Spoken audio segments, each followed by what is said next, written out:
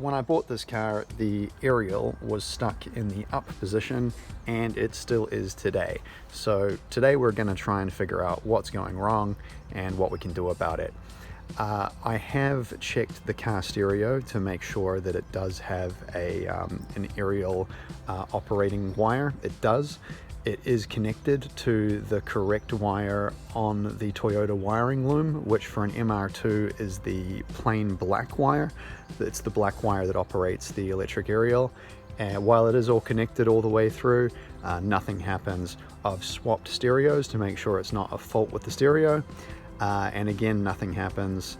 So the next step is going to be jack the car up, take that back wheel off, then we're going to remove the plastic wheel guard, and that will give us access to the motor unit. I'm going to uninstall that, and then I'm going to wire it directly to the car battery under here and see if we, applying direct current, get some life out of the motor unit or not, to determine whether or not it's a wiring fault between the stereo and the motor unit, or whether the motor unit itself is busted.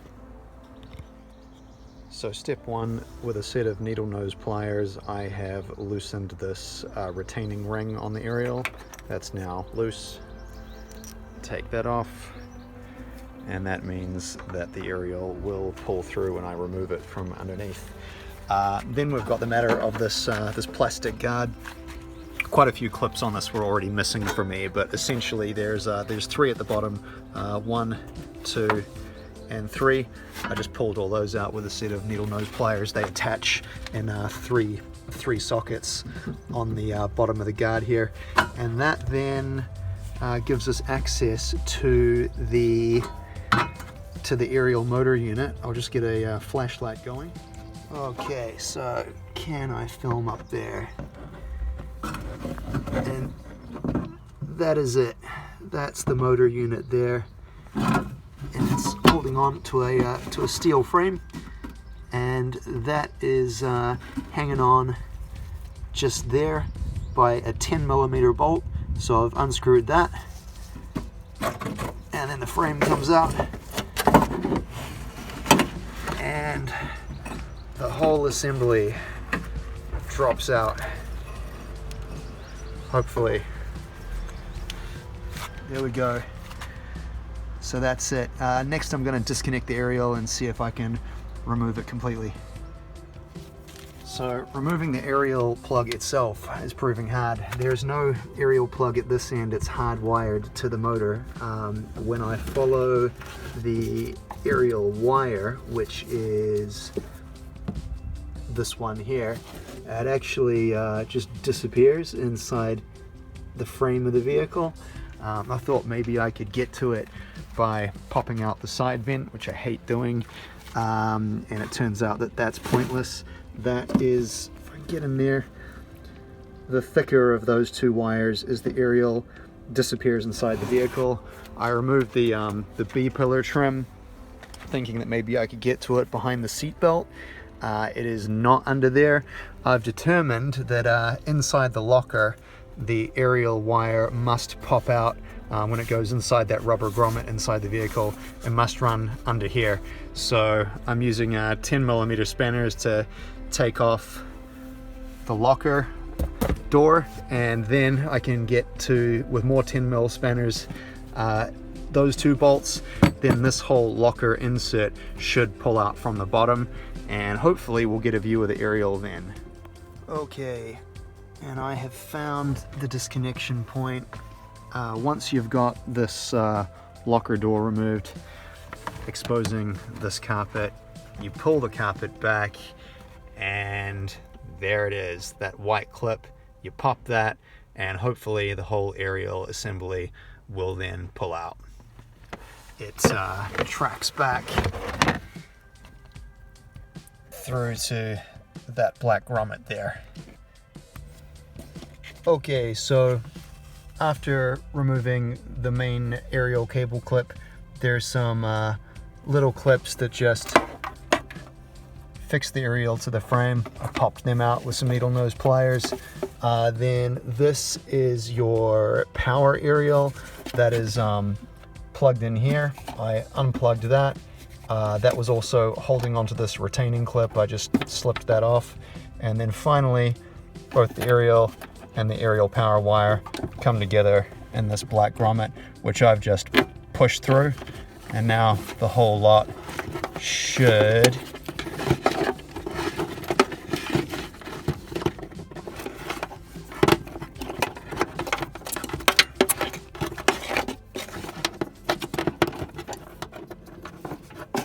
vanish through there.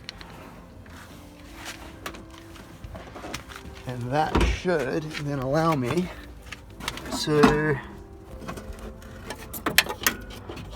pull them out.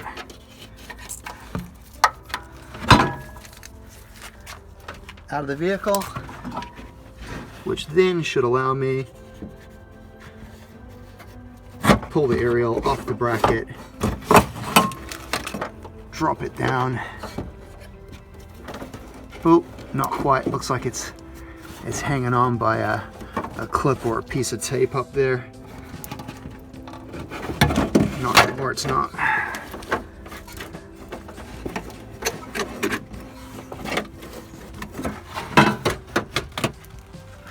There we have it.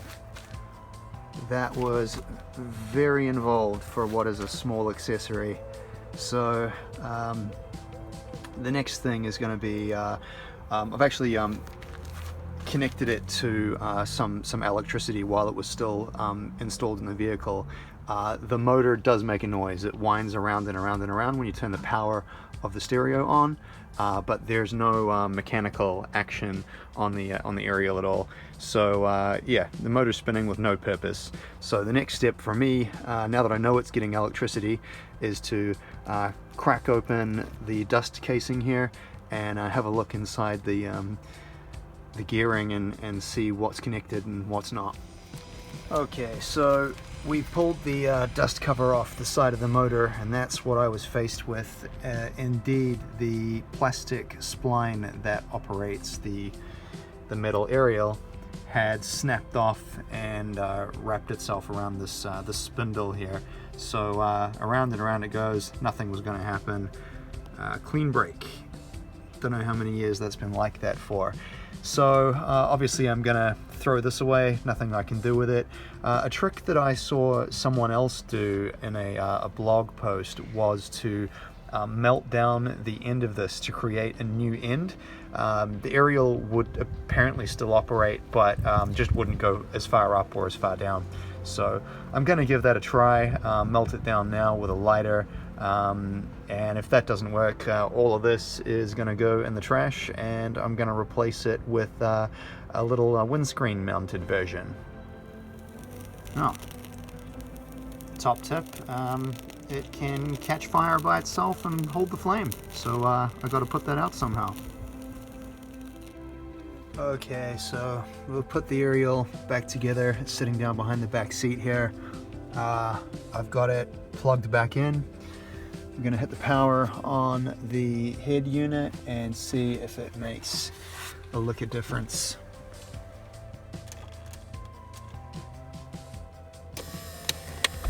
Whoa. Whoa. Okay. And now if we go to turn it back on.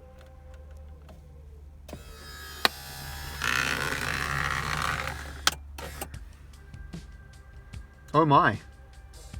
We've got a working aerial. A stubby, but working aerial.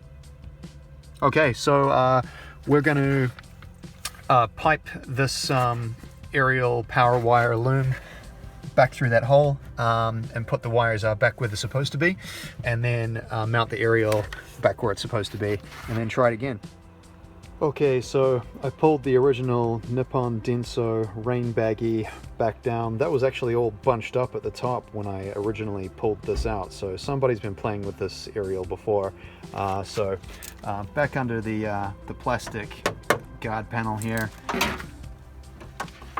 and back up there it goes, and then it bolts on to that rusty bolt in the middle of the screen.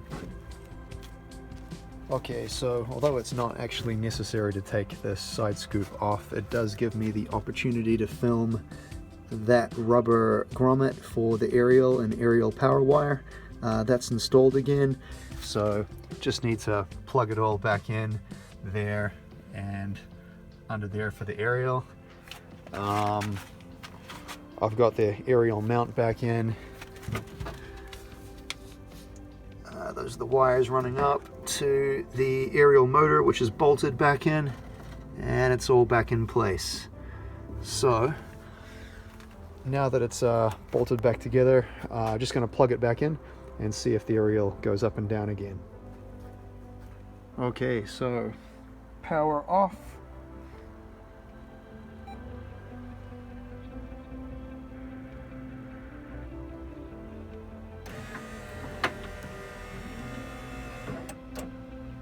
Not too bad. And power back on.